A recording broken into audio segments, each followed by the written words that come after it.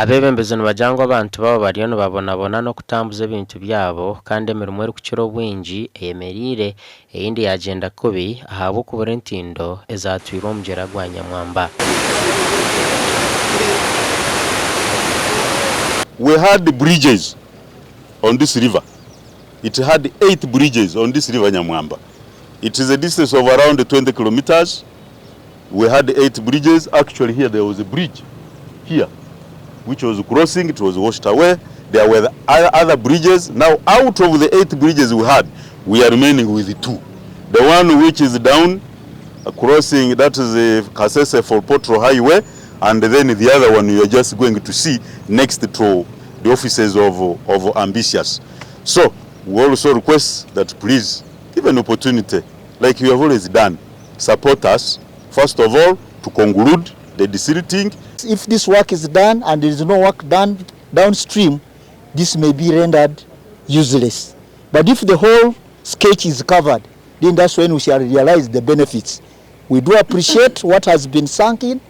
As a community, people are really appreciative, but we are worried that if the downstream is not worked upon, then we may not achieve the overall goal of having this.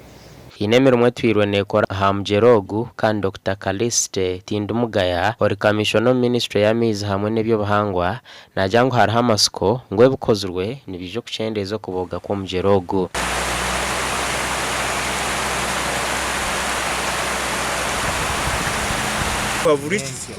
Really, we are convinced and we are happy that what we set out to do has been largely achieved.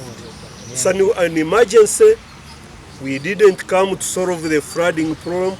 We came to see how we can minimize the impact of flooding.